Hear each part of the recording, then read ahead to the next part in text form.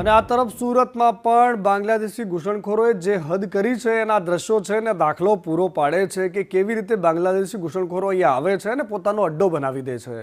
રામપુરામાં દુકાનોના board પણ બંગાળી ભાષામાં લગાવી દીધા છે। રામપુરા વિસ્તાર છે કે જ્યાં રેસ્ટોરન્ટના બહાર બંગાળી ભાષામાં લાગેલા બેનર જોવા મળે છે। સલૂન હોય, મની ટ્રાન્સફરની દુકાનો હોય ત્યાં પણ બંગાળી ભાષામાં બેનરો જોવા મળે છે અને એ જ કારણ છે કે બંગાળમાંથી લોકો અહીંયા આવે છે, બાંગ્લાદેશમાંથી અહીંયા આવે છે। એવું પણ કહી શકાય કે બાંગ્લાદેશમાંથી મોટાભાગના લોકો અહીંયા આવે, ગેરકાયદેસર રીતે રોકાય અને પોતાના તમામ કામો આ બંગાળી ભાષા જોઈને કરી શકે, એટલા માટે એમનો અડ્ડો હોય એ પ્રકારની વાત સામે આવી। જ્યાં નજર કરો ત્યાં તમને બંગાળી ભાષામાં બેનર જોવા મળશે।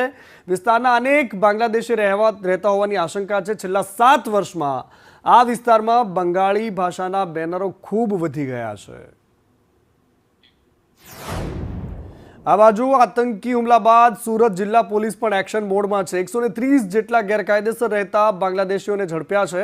બારડોલી, પલસાણા, કડોદરા આ તમામ વિસ્તારો છે। એની સાથે સાથે કીમ હોય, કોસંબા, ઓલપાડ, માંડવી આ તમામ વિસ્તારો એવા છે કે જ્યાંથી બાંગ્લાદેશીઓની અટકાયત કરાઈ છે।